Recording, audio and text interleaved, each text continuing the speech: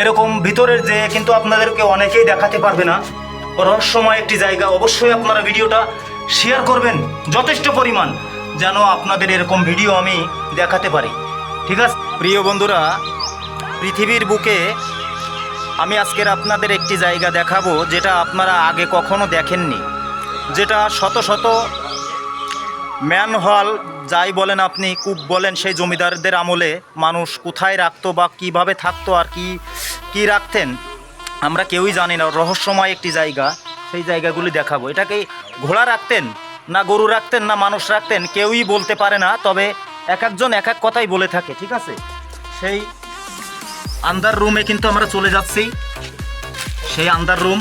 ঠিক আছে, এটা কিন্তু শত শত, এটা কিন্তু আপনি যেদিকে যাবেন এরকম শত শত হাজার হাজার, আপনার যে কতটা এরকম আছে আমি আপনাদেরকে বলে বোঝাতে পারবো না, তবে একটা গা থমথম করে, মন চমচম করে, সেই একটা জায়গা, ভয়ানক একটা জায়গা।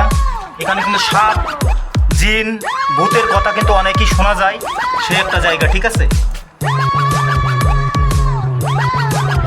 দেখছেন পৃথিবীর বুকে কিন্তু এরকম জায়গা খুবই কম, আর এরকম আতার্য জায়গা কিন্তু আপনি খুঁজে পাবেন না। ঠিক আছে, আমার কিন্তু ভয়ে দম বন্ধ হয়ে আসছে।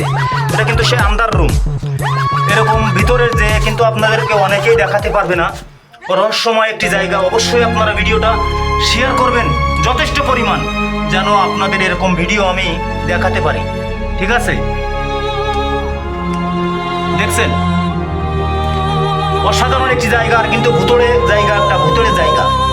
ঠিক আছে, বাপ রে বাপ,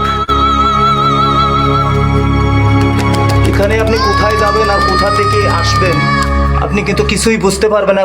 শত শত